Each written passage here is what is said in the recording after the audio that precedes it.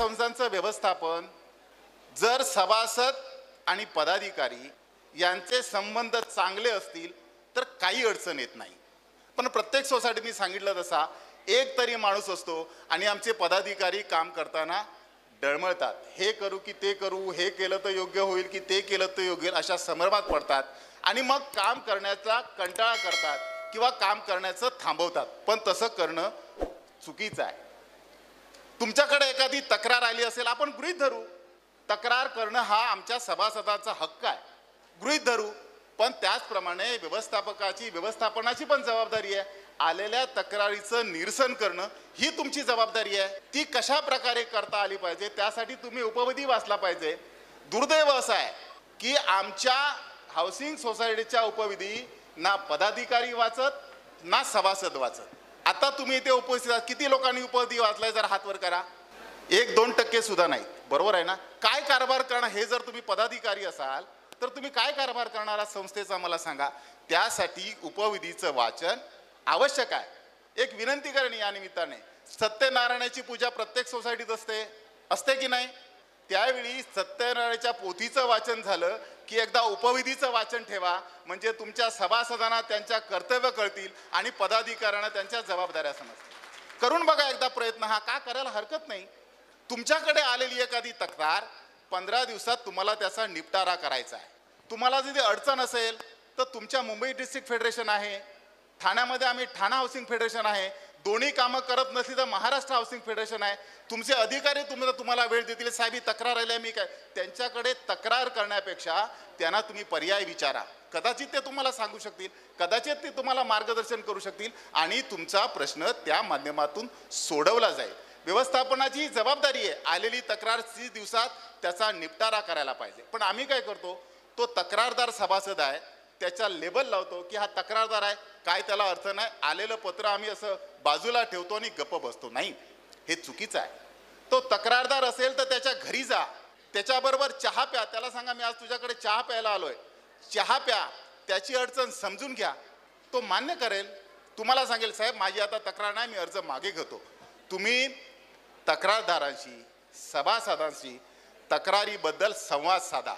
जर तुम्ही संवाद साधलात तर तुमच्यात सुसंवाद होईल आणि तो जर संवाद साधलात नाही तर तुमच्यात वाद होईल. काय करायचं हे तुमच्या हातात आहे आणि अशा प्रकारे तुम्ही कामकाज केलं तर तुम्हाला काही अडचण येणार नाही. त्यानंतर प्रश्न येतो, आम्ही व्यवस्थापनाच्या समित्यांची बैठका, समितीच्या सभा तुम्ही केवढ्याही घेऊ शकता, त्याला काही बंधन नाही आहे. पण कमीत कमी महिन्यातून एक सभा तुम्ही घ्यायला हवी. या सभेत कामकाज कसं करायचं आहे, आलेल्या तक्रारींचा निपटारा, शासनाकडे काय पत्र आले असतील त्याचा निपटारा, तुमची काय देणी असतील महानगरपालिका किंवा आणखी शासनाची त्याच्याविषयी चर्चा करा, त्याचा निपटारा या तुमच्या मासिक सभेमध्ये तुम्हाला करायच्या आहेत. वार्षिक सर्वसाधारण सभा ही वर्षातून एकदाच होते. स्पेशल जनरल बॉडी विशेष सर्वसाधारण सभा तुम्ही वर्षातून किती वेळा घेऊ शकता ते तुमच्यावर अवलंबून आहे. वार्षिक सर्वसाधारण सभेची नोटीस 14 दिवस अगोदर जायला पाहिजे आणि विशेष सर्वसाधारण सभा असेल तर त्याची नोटीस 7 दिवस तुम्ही दिलात तरी चालू शकेल. सगळ्यात अडचणीचा प्रश्न येतो आमच्या पदाधिकाऱ्यांचा किंवा व्यवस्थापनाचा लेखापरीक्षण. लेखापरीक्षण 97व्या घटना दुरुस्तीनंतर थोडंसं कडक केलेलं आहे. याचं कारण बहुतांशी सोसायटी या लेखापरीक्षण करत नाहीत आणि मग त्यांच्या तक्रारी होतात. म्हणून शासनाने तो निर्णय घेतलेला आहे की लेखापरीक्षकाची निवड तुम्ही वार्षिक सर्वसाधारण सभेमध्ये करायची आहे, त्याची मान्यता घ्यायची आहे आणि तुम्ही ऑनलाईन शासनाला तुम्ही निवडलेल्या लेखापरीक्षकाचं नाव कळवायचं आहे आणि त्याच्याकडून तुम्ही ऑडिट तयार करून घ्यायचं आहे. त्याच्यानंतर पुढचा प्रश्न आहे डीम कन्व्हेन्सचा. तुम्ही करणं आवश्यक आहे. डीम कन्व्हेन्स का असायला हवं तुम्हाला माहिती आहे का? मुंबईमध्ये महाराष्ट्रामध्ये जवळजवळ आता जसं चौधरी साहेबांनी सांगितलं 60% 1,10,000च्या आसपास गृहनिर्माण संस्था आहेत. त्यापैकी डीम कन्व्हेन्सचा आपण विचार केला तर 15,000पेक्षा जास्त संस्थांचं डीम कन्व्हेन्स किंवा कन्व्हेन्स झालेलं नाही. आता याचा दोष आपण प्रत्येक वेळी असा देतो, शासनाला देतो. शासनाने 2011 पासून डीम कन्व्हेन्सला सुरुवात केली, बरोबर आहे. त्यावेळी आम्ही म्हटलं की 30 कागदपत्र मागवतात पण आमचं डीम कन्व्हेन्स होत नाही, ह्या अडचणी येतात त्या अडचणी येतात. आता तर शासनाने ओसीची अट सुद्धा काढून टाकली आहे तरी डीम कन्व्हेन्स लोक करत नाहीत. एक त्याच्यातली अडचण समजून घ्या, डीम कन्व्हेन्स का हवं. एखादी सोसायटी डीम कन्व्हेन्स झालं नाही तर तुम्ही पुनर्विकास करू शकणार नाही. कारण आपल्या DC रूलमध्ये प्रोव्हिजन आहे, ज्याच्या नावावर जमीन आहे तोच महानगरपालिकेकडे नकाशे मंजूर करण्यासाठी अर्ज करू शकतो किंवा नकाशे मंजूर करून घेऊ शकतो. सोसायटीच्या नावावरती नसेल तर सोसायटीला ते करण्याचे अधिकार असणार नाहीत. म्हणून तुम्ही डीम कन्व्हेन्स करून घ्यायचा आवश्यक. आता फक्त 3 किंवा 4 कागदपत्र तुम्हाला द्यायचे आहेत ज्यांची ओसी नाही आहे. शासनाने ओसीची अट सुद्धा रद्द केलेली आहे. म्हणून तुम्ही डीम कन्व्हेन्स करणं हे आवश्यक आहे. जर एक उदाहरण तुम्हाला सांगतो, ठाण्यातलं डीम कन्व्हेन्स केलं नाही तर काय होतं याचं उदाहरण एक सांगतो. गेल्या 4 वर्षापूर्वीची 5 वर्षापूर्वीची गोष्ट आहे. भरपूर पाऊस झाला होता आणि ठाण्यामध्ये 20 सभासद असलेली एक हाऊसिंग सोसायटी पावसाच्या जुलैच्या काळामध्ये ती कोसळली. सुदैवाने तिथे त्या बिल्डिंगमध्ये जी माणसं राहायला होती ती धोकादायक असल्यामुळे बाहेर गेली होती, दुसरीकडे राहायला गेली होती. ती बिल्डिंग जुलैमध्ये कोसळली. महानगरपालिकेने मलबा 8 दिवसात सगळा खाली केला, कारण रोगराई होऊ नये म्हणून महानगरपालिकेच्या कर्मचाऱ्यांनी सगळा मलबा खाली केला. मलबा खाली केल्यानंतर 8 दिवसांनी जो जमीन मालक होता त्याने तारेचं कंपाऊंड त्या सोसायटीच्या जागेवर मारलं. सोसायटीच्या सभासदांनी त्यांना विचारलं, बाबा तारेचं कंपाऊंड तू का मारतोयस, तुझा इथे काय हक्क आहे? आम्ही इतके वर्ष 25, 30, 40 वर्ष इथे राहतोय, ही आमचा हक्क आहे. तो म्हणाला, काही काळजी करू नका, जरी ते कंपाऊंड घातलं नाही तरी कोणतरी येईल आणि अतिक्रमण करेल, म्हणून मी इथे तारेचं कंपाऊंड टाकतोय. तारेचं कंपाऊंड टाकलं आणि महानगरपालिकेमध्ये त्यांनी नकाशे मंजुरीसाठी टाकले. नकाशे मंजूर करून घेतले आणि दिवाळीच्या दरम्यान त्याने कामाचं भूमिपूजन करायला घेतलं, सुरुवात करा. त्यावेळी लोकांना कळलं की अरे बाबा ह्याने आता असं केलंय, काय केलंय, आता आम्ही काय करणार. कोर्टामध्ये गेले, हायकोर्टामध्ये विषय गेला. हायकोर्टाने सोसायटीचा अर्ज फेटाळला. याचं कारण आपल्या DC रूलमध्ये ज्याच्या नावावर जमीन आहे त्यालाच ती विकसित करण्याचा अधिकार आहे किंवा नकाशे मंजूर करून घेण्याचा अधिकार आहे. यामुळे त्या सोसायटीतल्या सभासदांचा हक्क नाकारला गेला.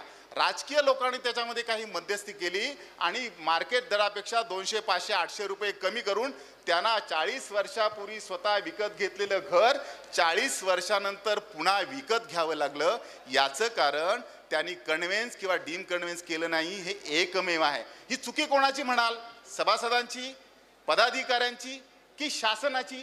सांगा, कोणाची चुकी आहे? सगळ्यांची चुकी आहे, नुसते पदाधिकारी नाही. तर काही वेळा आम्ही नको ते प्रश्न काढतो. डीम कन्व्हेन्सला इतका खर्च येतो का? डीम कन्व्हेन्स करणं आवश्यक आहे का? ते कशाला करायला पाहिजे? मग एवढा खर्च, वेगवेगळे प्रश्न आपण विचारतो. पण मालकी हक्कासाठी बाकी काही सगळे विषय बाजूला ठेवा, पण तुम्ही डीम कन्व्हेन्स करून घ्या, ही माझी तुम्हाला विनंती असेल. दुसरा महत्त्वाचा मुद्दा ट्रान्सफरचा. ज्या तक्रारी आहेत, मुंबईमध्ये असा, ठाण्यामध्ये असा किंवा पुण्यामध्ये असा, सगळ्यात जास्त आमच्या पदाधिकाऱ्यांच्या ज्या तक्रारी आहेत त्या ट्रान्सफरच्या बाबत, रूम ट्रान्सफर, फ्लॅट ट्रान्सफर करण्याच्या बाबत. एखाद्या पदाधिकाऱ्याला, अध्यक्षाला वाटतं त्याच्या बाजूचा फ्लॅट विकत असेल तर तो मला मिळाला पाहिजे, पण त्यांची मार्केटप्रमाणे किंमत द्यायला तो तयार नसतो. पण त्याची अशी अपेक्षा असते, माझ्या बाजूचा फ्लॅट मला हवा, मला मिळायला हवा. म्हणून तर त्या सभासदाने तो फ्लॅट विकला तर ट्रान्सफर करताना तो वाडावेडे घेतो आणि त्याला NOC देत नाही. कायद्याने जरी NOC काढली असली तरी विकत घेणाऱ्या माणसाला बँकेतून कर्ज घ्यायचं असेल तरी तशा NOCची त्याला गरज आहे आणि आपल्याला ती मिळत नाही. त्यामुळे असे प्रकार, त्याला कर्ज मिळत नाही, त्यामुळे व्यवहार ठप्प होतो. यामागे आमच्या पदाधिकाऱ्यांचं चुकीचं कारण, जसं मी म्हटलं त्याप्रमाणे, त्याच्यामध्ये वेस्टेड इंटरेस्ट असतो की हा फ्लॅट मला पाहिजे किंवा माझ्या कुटुंबाला मिळाला पाहिजे किंवा तो फ्लॅट माझ्या तर्फेच विकला गेला पाहिजे म्हणजे मला त्याच्यात कमिशन मिळेल. आणि असे जे पदाधिकारी चुका करतील किंवा असे आडेवेडे घेतील त्यांच्यासाठी कायद्यात तरतूद करायला हवी, याबद्दल माझं दुमत नाही. पण ते करताना सगळ्यांचा राग एका गोष्टीवर 25,000 दंडावर नाही, त्यांना काहीतरी तरतूद राहा. मात्र हे पदाधिकाऱ्याने हे समजून घेणं आवश्यक आहे. जो मनुष्य फ्लॅट विकतो त्याला काहीतरी कारण असेल, त्याला पैशाची गरज असेल, त्याच्या घरातल्या कोणाचं तरी लग्न असेल किंवा त्याला मोठ्या जागेमध्ये जायचं असेल किंवा त्याची नोकरी सुटली असेल म्हणून हे सगळं विकून त्याला गावी जायचं असेल, काही कारणं असतील. घर विकण्यामागे तो उगाच उकत नाही, त्याला काहीतरी कारण असेल आणि ते कारण आपण सहकारी म्हणून, सहकारी गृहनिर्माण संस्थेमध्ये आम्ही सहकारी म्हणून राहतो. तुम्ही मला सांगा, जर तुमची ही सहकारी गृहनिर्माण संस्था झाली नसती, तयार झाली नसती, तर तुम्ही एकत्र आले असतात का? आम्ही कुठल्याही जातीचे, कुठल्याही पंथाचे, कुठल्याही भाषाचे, सगळ्या प्रकारचे आपण एका सोसायटीमध्ये राहतो. याचं कारण ती हाऊसिंग सोसायटी आहे आणि तोच उद्देश आम्ही पदाधिकारी झाल्यानंतर विसरतो. काही पदाधिकाऱ्यांना तर असं वाटतं, मी एकदा अध्यक्ष झालो, सेक्रेटरी झालो की मी त्या सोसायटीचा मालक झालो, आणि असं जर एका सोसायटीच्या पदाधिकाऱ्यांचं वागणं असेल तर चुकीचं आहे. आणि म्हणून निवडणूक ही प्रक्रिया झाल्यापासून ह्या सगळ्या अशा करणारे जे लोक होते ते सगळं सुतासारखे सरळ आलेले आहेत. आणि तुम्ही सुद्धा असं चुकीचं काय करू नका अशी माझी तुम्हाला विनंती असेल. ट्रान्सफर प्रीमियमच्या बाबत तक्रारी असतात, मुंबई महानगरपालिका, मुंबई असो, ठाणा असो, उपविधीमध्ये ती तरतूद आहे. मॅक्झिमम आपल्याला 25,000 ट्रान्सफर प्रीमियम घेता येईल, त्याच्यापेक्षा जास्त घेता येणार नाही. नवीन ज्यावेळी चॅप्टर मंजूर होईल त्यावेळी कदाचित वाढून मिळालं तर मिळेल, पण सध्या तरी तुम्हाला 25,000पेक्षा मुंबईमध्ये जास्त घेता येणार नाही. त्याचप्रमाणे नॉन ऑक्युपन्सी चार्जेस, बिन भोगावटा शुल्क, हे जे आहे ते मेंटेनन्सच्या फक्त 10% आपण घ्यायचं आहे. पण आमची शासनाकडे याबाबत विनंती असणार आहे, शासनाने त्याबाबत अजून काही निर्णय घेतला नाही. ठाणा हाऊसिंग फेडरेशन यासाठी आता सुप्रीम कोर्टामध्ये आहे. आमच्या हायकोर्टाने आमचा अर्ज फेटाळलेला आहे आणि आम्ही यासाठी सुप्रीम कोर्टामध्ये सुद्धा आहोत की नॉन ऑक्युपन्सी चार्जेस आपल्याला वाढून मिळावेत.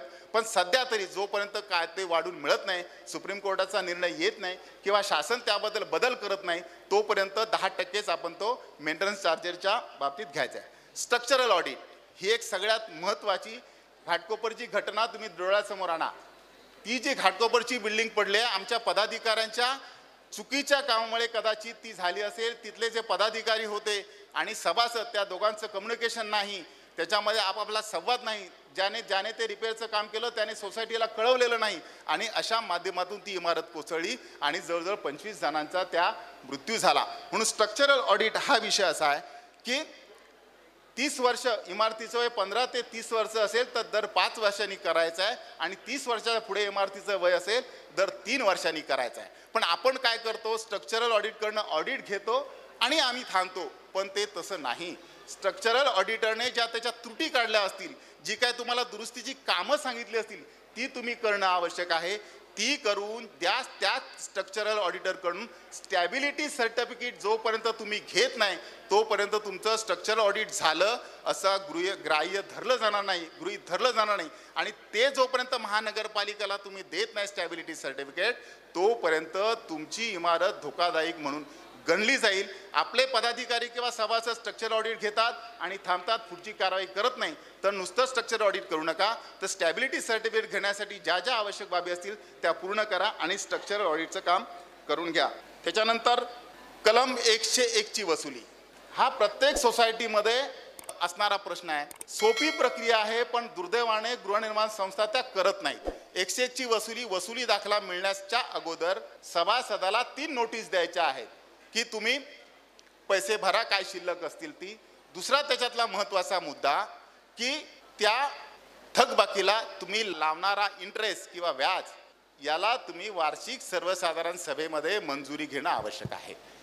दुसरी एक गोष्ट, कुठल्याही आर्थिक बाबत तुम्हाला नियोजन करायचं असेल, ठराव करायचा असेल, तर तो वार्षिक सर्वसाधारण सभेतच घेतला पाहिजे. मॅनेजिंग कमिटीमध्ये तो ठराव करू नये.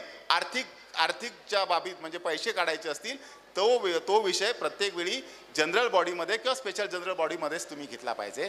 दुसरं एक महत्त्वाचं, 101 ची रिकव्हरी करताना चक्रवाढ व्याज पद्धतीने तुम्ही व्याज आकारू नये.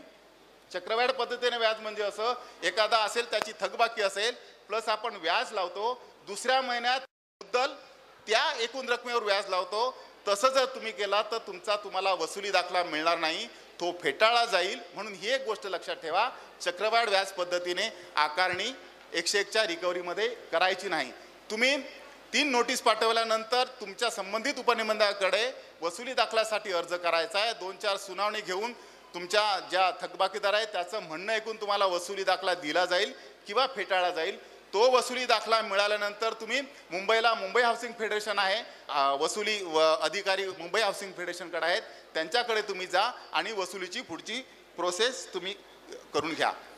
साहेबांनी सांगितलं की प्रशिक्षण गृहनिर्माण संस्थांच्या आमच्या अडचणी आमच्या स्तरावर सोडू शकत नाही. याचं कारण आमचं त्याबाबत असलेलं अज्ञान.